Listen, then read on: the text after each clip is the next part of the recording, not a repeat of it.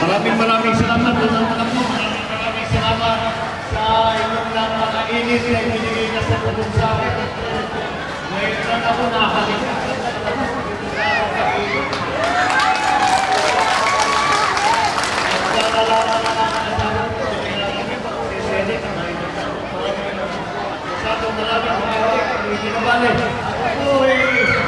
Nandito lamang para magkasama sa inyo.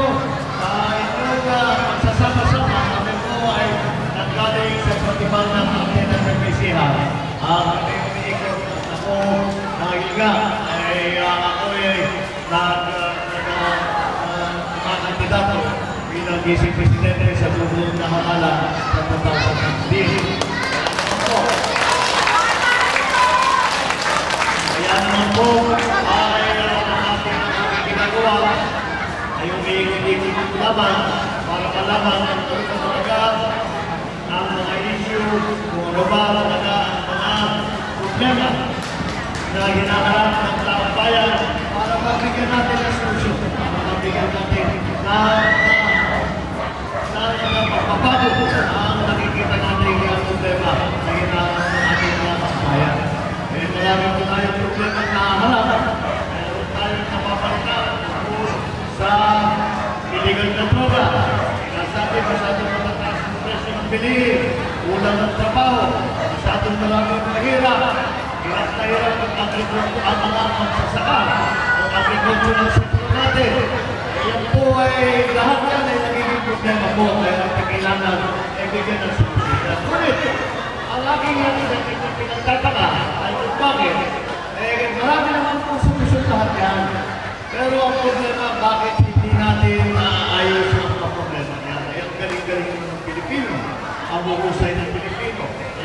Nakaroon na employer na ating mga FW, sila mismo masasabi na ang mga Pilipino ang kanilang paborito na kinukuha ang empleyado dahil sila ang Pilipino ay mahusay, ang mga Pilipino ay masisipag, wetly, hindi magnanakaw, mababait, lahat yan ay loyal, lahat yan po ang sinasabi ko sa Pilipino. Ngunit, sa ganun, sa dami ng katangian ng ating mga kababayan, ay nakakapagtaka kahit sa tagal ng panahon, medyo marami pa rin ang bihira, marami pa rin tayong problema. Bakit hindi natin mabuo? Bakit hindi natin maayos yung problema yan? Eh, sa aking palagay, tinitignan po, pinag-aaralan ko po, yung problema nito, walang problema nito. At sinasabi po, ano kailangan natin ang solusyon? Alam naman pa natin ang kailangan gawin, bakit hindi natin nalagawa? Sa akin ang pananaw, dahil sa nakaraan, ilang taon, nararamdaman natin ang ating pag-leader ay masyadong pinag-aaway ang mga kapwa. Kaya po,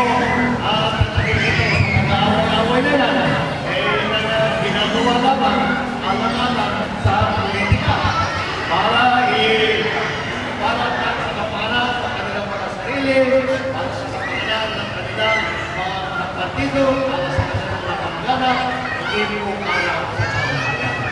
Kaya po, ang aking nangalay, ang aking pagpapagod, ang aking advokasya ay tuloy-tuloy na sinasabi ko. Kailangan ulitin natin ang pagkakaisa ng sambayan ng Pilipino. Kailangan gawin uli natin na ipagsama-sama natin ang ating mga kababayan. Hindi po pwede na tayo ay maghihiwa-hiwalay at mag-iiba-ibang grupo. Dahil kung maraming grupo ang nagtrabaho, hindi po tayo makakaahon, hindi po tayo makakaramdam ng progresyo. Kaya po, yan ang aking ipinaglalaban at nagiging panindigan dito sa aking kampanya, dito sa aking pag-ikot. Yan po ang aking nakikita sa pangangailangan. Dahil po, kailangan natin ibalik sa ating mga kababayan, sa ating mga kailangan natin ibalik sa pag-iisip ng ating mga leader. At ipaalala na walang nagmamahal sa Pilipino kung hindi ang Pilipino. Walang tutulong sa Pilipinas kung hindi tayo rin mga Pilipino. At nangyari rin yan.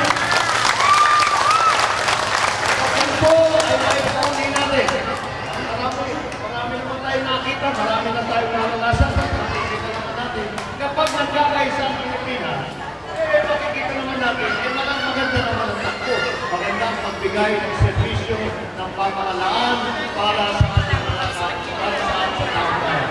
Pagka nagsasama-sama at kasama nagtatrabaho, nakikita naman natin, mararamdaman natin ang pagprogreso ng ating bansa. Kaya balikan po natin ang pag-iisip. Balikan po natin ang pag-iisip na dapat tayo ng tutulungan, dapat tayo ng pagkahalan. Hindi po natin gawin yun ay hindi magbabago ang ating pagposisyon. Kaya siguro, meron tayo noon at ngayon, Marcos pa rin!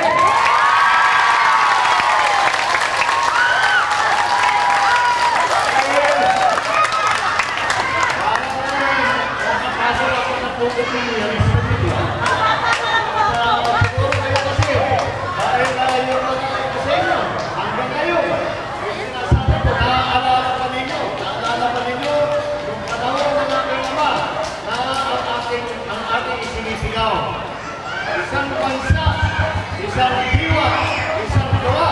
Yan po ang ating pananailangan ngayon. Yan po ang kailangan natin ibalik ngayon. Na ating mga leader, na ating mga kababayan, na lahat ng tayo natin. Sasabihin natin, ako, galing ako sa ilo ko. Ako, galing ako, galing ako. Ako, pinagalan. Ako, masaya. Marami, kahit ano pa. Pero at kailangan ang tulong-tulong ating lahat ay lagi natin inaalala na tayo ay Pilipino. Ito po ang mga hinahapon po na ito hinahanap po sa atin ng taong bayan. Ito ang hinihingi ng taong bayan sa atin. Na balik sa dating pagkakot na tayo ay isasama-sama. Tayo ay isasama-sama. Ito po ang sa ating panahon. Ang naging hamon ng ating mga kababayan sa atin. Ito ngayon ang hamon ng panahon ngayon. At kailangan natin sagutin ang hamon na yan. Kaya po ako'y nagtuman po bilang isang presidente para paibalik natin yung ganyang klaseng pag-iisip. Kaya po ako ay umiikot at nagsasalita at kinakausap at ikipag-ugnay sa ating mga kababayan para po maibalik yung ganyang klaseng pag-iisip. Kahit po hangarin po, nahingin po na maging muli ang sampayalang Pilipino na nagtutulungan. Tayo dito po na bumalik ang respeto na hindi dapat tayo ating mga kapapilipino sa atin kung hindi lahat po ang buong mundo na nakikilala. Yan ang Pilipinas. Sila'y nagkakaisa, sila'y nagmamahala, sila'y nagtutulungan. Kaya sila ay aahon sa nila, sila ay magiging progresibo at magiging maganda ang kanilang. Yan po ang ating hanalan. Kaya po,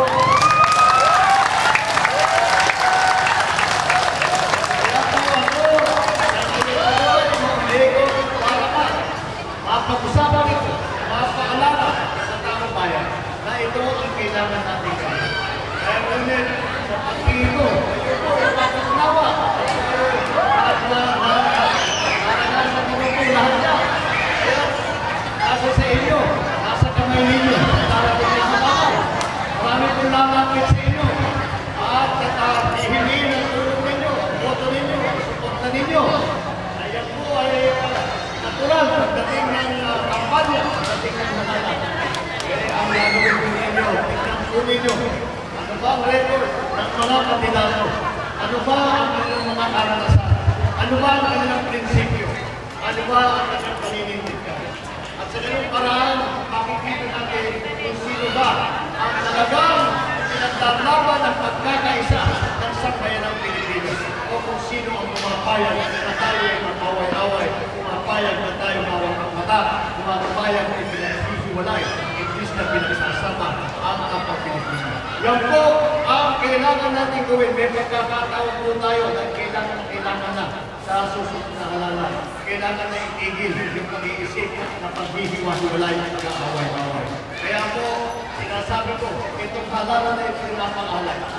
Na itong halalan na ito ay napaka-importante dahil kailangan natin balikan ang mga prinsipyo na kinakailangan para naman ang pamahalaan, ang pagbigay ng servisyo ng pamahalaan, ang pag-alaga sa kababayan at dapat sa progreso ng ating bansa. Ngunit po, kaya po, ako'y kagaya sa ako'y umiikot at ito yung aking pinag-usapan para po ay masagot na natin ang hamon ng taong bayan. Ngunit ako po ay nakakatiyak sa tulong po at suporta ninyo. Ang araw na yan na mag-iisip ulit ang Pilipinas ay parating na sa tulong ninyo, sa suporta ninyo.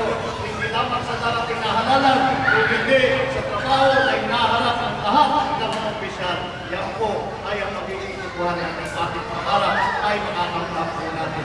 Kaya yan po ang ating hinahabol sa inyo po. Maraming salamat sa inyong pagkain.